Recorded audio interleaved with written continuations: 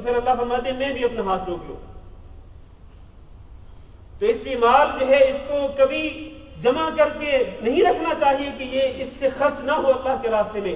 نہیں، آپ اگر جمع کرتے ہیں تو اس سے اللہ کے راستے میں خرچ کرتے رہنا چاہیے. ہم بعد میں بتاتے ہیں کہ یہ خرچ کس طرح کر سکتے ہیں.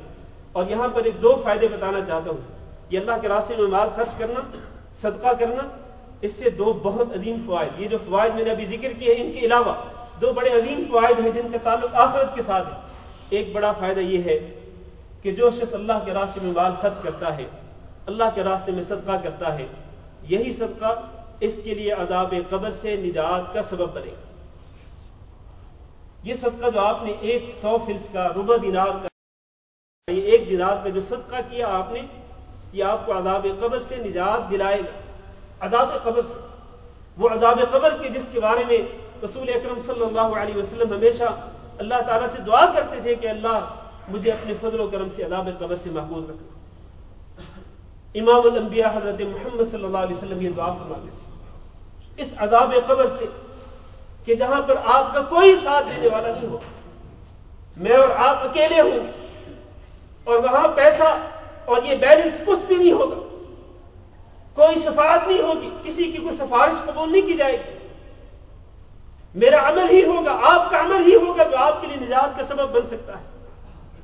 عذاب قبر سے نجات دلانے والے اعمال میں سے بڑا عمل یہ صدقہ خیرات کرنا ہے.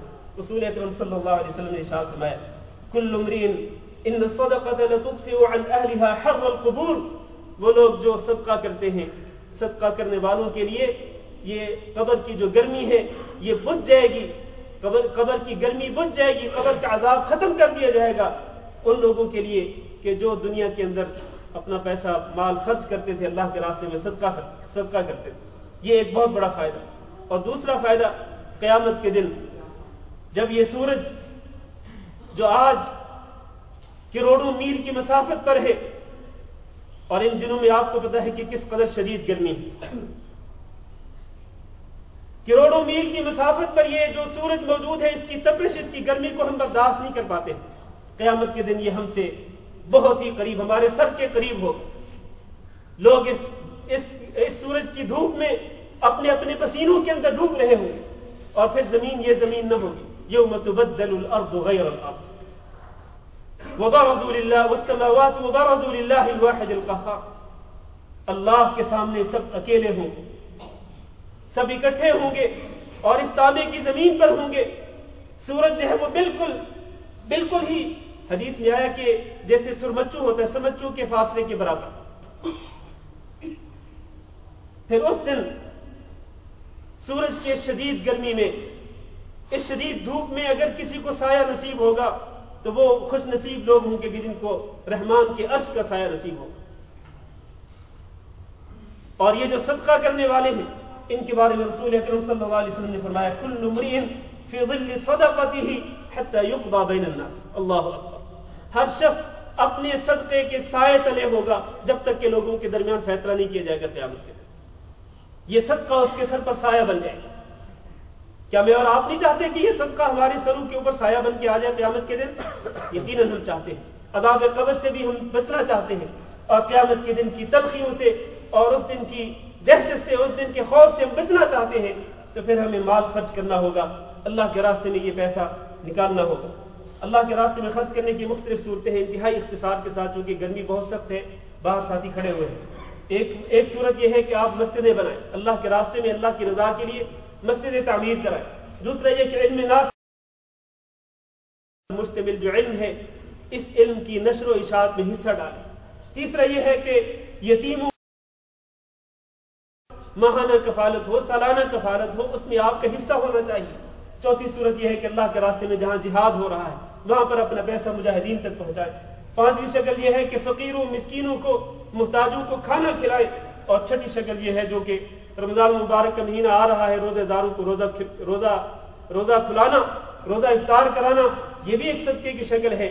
یہ اور اس کے علاوہ مختلف جو شکلیں ہیں صدقہ کرنے کی، پیسہ خرچ کرنے کی، ان مختلف شکلوں میں پیسہ خرچ کرنا چاہیے.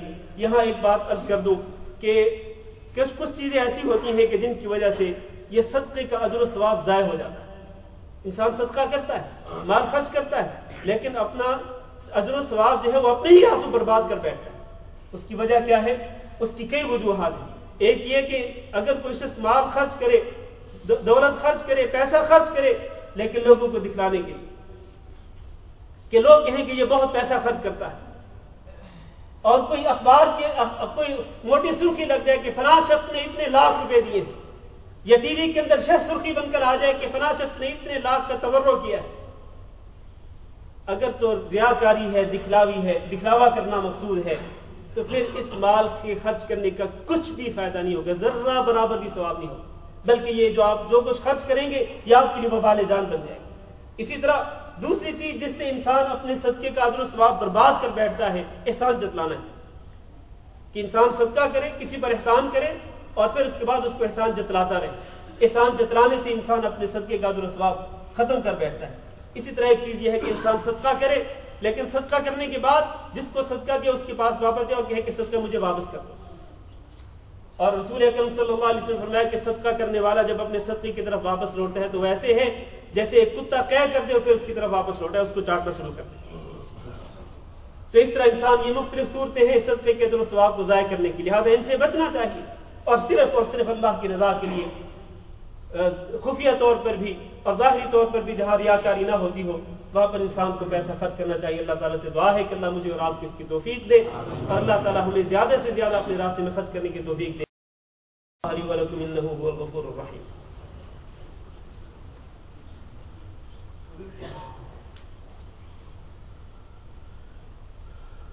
إن الحمد لله نحمده ونستعينه ونستغفره ونتوكل عليه ونعوذ بالله من شرور أنفسنا ومن سيئات أعمالنا من يهده الله فلا مضل له ومن يضلل فلا هادي له وأشهد أن لا إله إلا الله وحده لا شريك له وأشهد أن محمدا عبده ورسوله.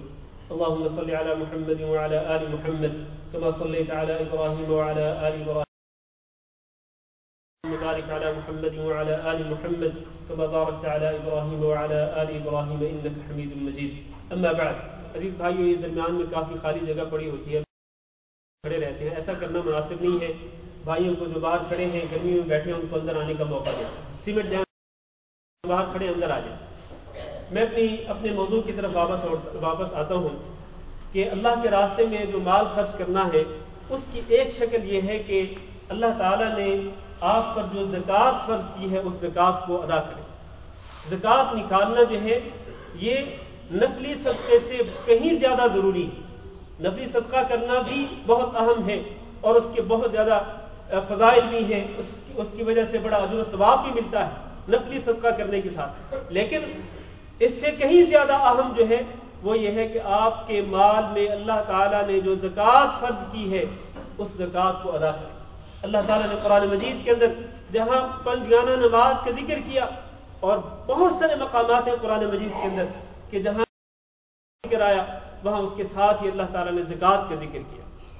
الذین یقیمون الصلاۃ ویؤتون الزکاۃ، اقیموا الصلاۃ وآتوا الزکاۃ، نماز اور زکوٰۃ یہ دونوں ایک ساتھ ذکر کی گئی. لہذا یہ دونوں کا ساتھ لازم ہے، دونوں ایک دوسرے کے ساتھ جڑے ہوئے ہیں. یہ دونوں عمل، نماز بھی اور زکوٰۃ بھی، ان دونوں کو الگ الگ کرنا درست نہیں ہے. اس معنی میں کہ اگر کوئی شخص نمازیں پڑھتا ہو لیکن زکوٰۃ فرض ہونے کے باوجود وہ زکوٰۃ نہ نکالتا ہو، اس کی نمازوں کی کوئی حیثیت نہیں. فرض ہونے کے باوجود زکوٰۃ فرض ہے لیکن یہ جان بوجھ کر دیدہ دانستہ زکوٰۃ ادا نہیں کرتا تو اس کی نمازوں کی کوئی حیثیت نہیں اللہ کے نزدیک، کیونکہ اللہ نے نماز کو اور لہذا وہ نماز پڑھنے ان کے مالوں میں اگر زکوٰۃ فرض ہوتی ہے تو ان کو زکوٰۃ نکالنی چاہیے. سالانہ جو زکوٰۃ نکالنے کے لیے نصاب مقرر ہے، اگر کسی کے پاس وہ نصاب ہوتا ہے یا اس سے زیادہ بیلنس ہوتا ہے تو اس میں سے اس کو زکوٰۃ ادا کرنا اس کے لیے ضروری ہے. اللہ نے قرآن مجید میں فرمایا الذین یکنزون الذهب فی سبیل اللہ فبشرهم بعذاب الیم، جو لوگ سونا چاندی کو خزانہ کر کے رکھتے ہیں، سونا چاندی ہو یا سونا چاندی کی جگہ پہ نقدی پیسے ہوں، جو کچھ بھی آپ خزانہ کر کے رکھتے ہیں، لا ينفقونها فی سبیل اللہ، اور اللہ کے راستے میں خرچ نہیں کرتے، مطلب یہ ہے کہ اس کی زکوٰۃ ادا نہیں کرتے ہیں.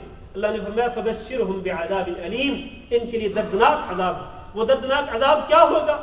یوم یحمى علیہا فی نار جہنم، جہنم کی آگ میں اسی سونے چاندی کے خزانے کو، یہ نقدی پیسوں کے خزانے کو جہنم کی آگ میں گرم کیا جائے گا۔